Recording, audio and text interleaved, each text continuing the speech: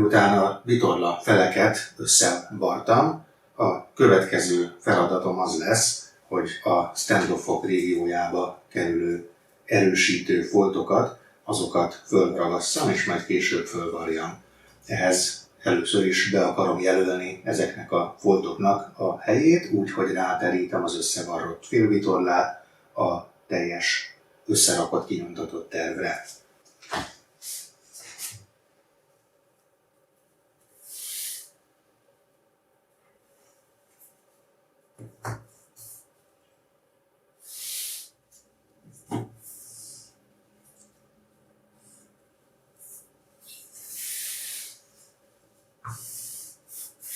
Itt is lesúlyozom praktikus és professzionális paradicsomfülékkel a vitorlát, elsimogatom és igyekszem úgy beállítgatni, hogy ténylegesen fedje magát a tervrajzot. Így. Legalábbis ezen az oldalon, ahol főleg sárga és némi zöld van a vitorlán, itt a bejelöléshez egy szabászati filctollat fogok használni, ami pillanatnyilag lila színű, de majd el fog halványodni és nyom nélkül eltűnik az anyagból.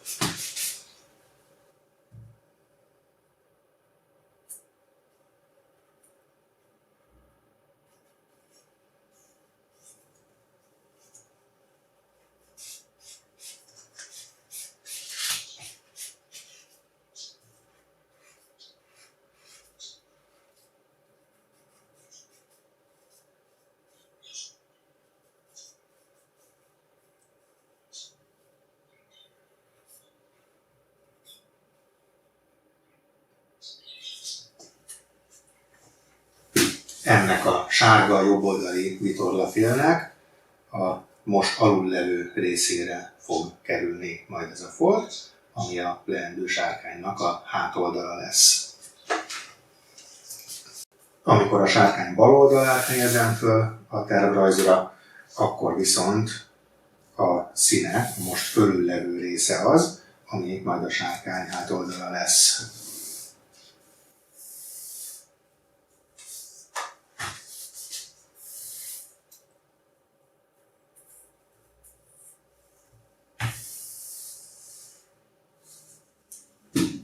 Ezen a sötétkék anyagon nem hiszem, hogy látszani fog ez a bejelölő filc. Lássuk, hogy az ezüst színű textilceruza az mennyire működik. Maga a tervrajz is egy kicsit nehezen látszik át ezen a sötétkéken, de azért, ha az ember odafigyel, akkor ki lehet lesni.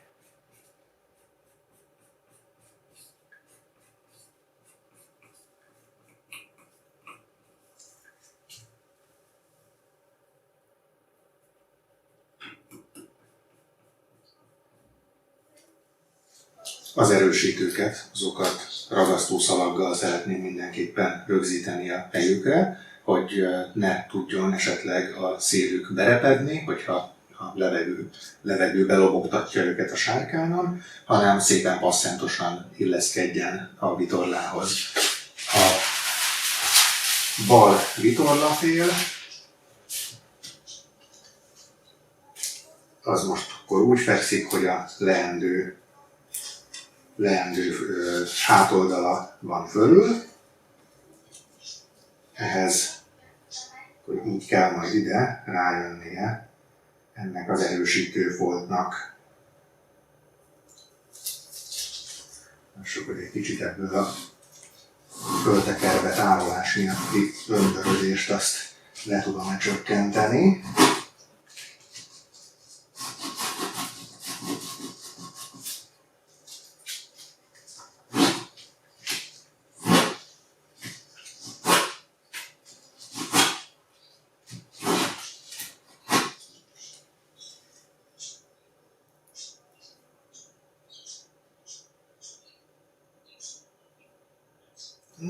És akkor erre az oldalára szeretném fölvinni a ragasztószalagot.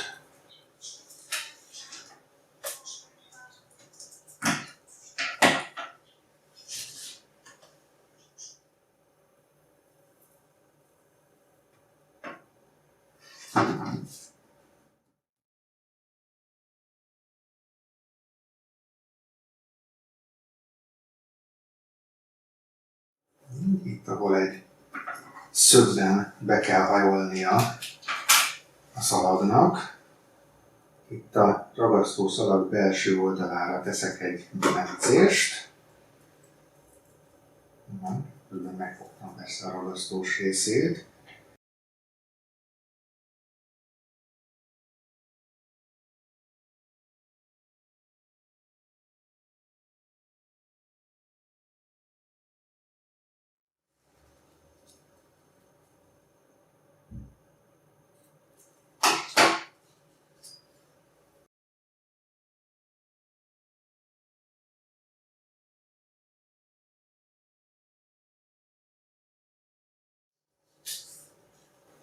Akkor ez egyszer föl van ragasztózva, még egyszer ellenőrzöm, tehát a sárkány bal oldalának most a fonákja van fölül, és arra így fog rákerülni ez az erősítő folt, ami a kilépőjér, a sárkány hátsó szegélye lesz, oda nem teszek ragasztószalagot, mert azon a részen még úgyis szegőszalaggal be lesz szegve az egész vitorla. Ehhez a nagyon csúszós darabhoz, amiről manipulálnom kell majd, hogy a ragasztószalagot azt részben szedjem csak le. Ehhez megpróbálok egy komolyabb súlyt bevetni a paradicsomkonzervnél, paradicsompülénél, ami most egy babkonzerv lesz.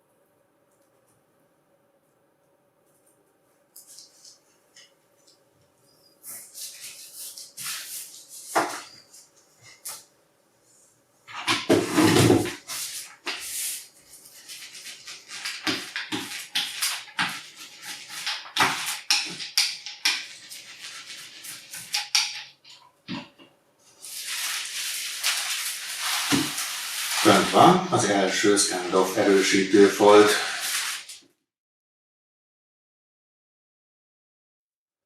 A vitorla jobb fele, amikor így néz ki, ahogy a terven feküdt, akkor a színe van fölül. Én azonban a fonákjára szeretném a foltot ráaplikálni.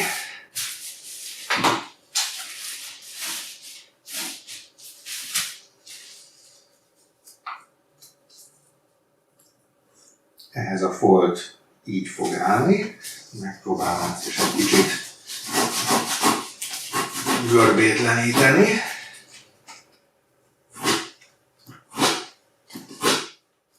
Jó, tehát így fog állni a folt.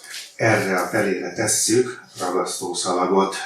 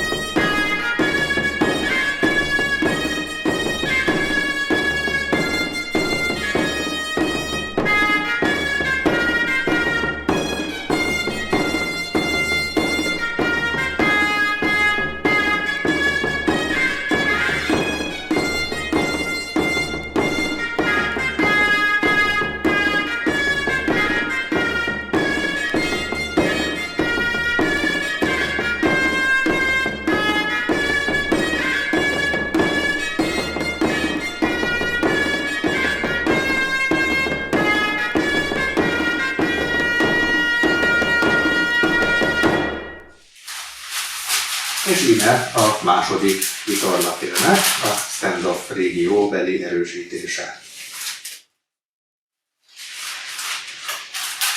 Ezeket az erősítő foltokat, amiket az imént ragasztottam föl, ezeket mindjárt föl is varrom, oda is varrom a vitorlához.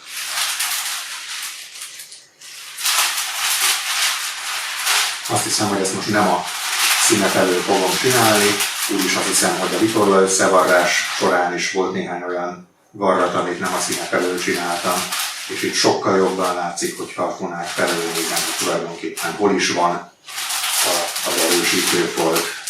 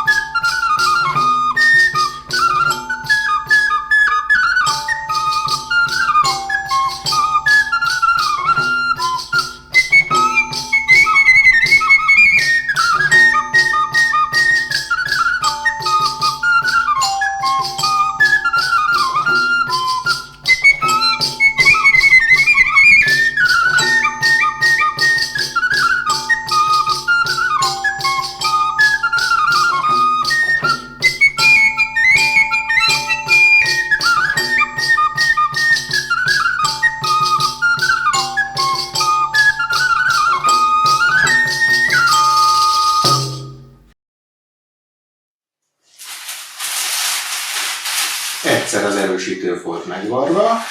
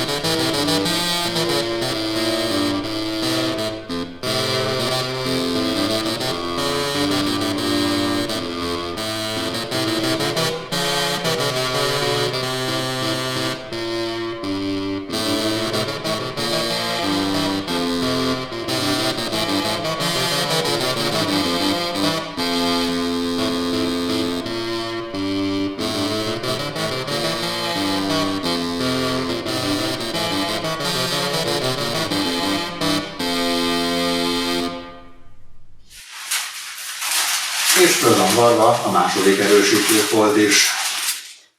Most pedig lássuk a mai munka tanulságát.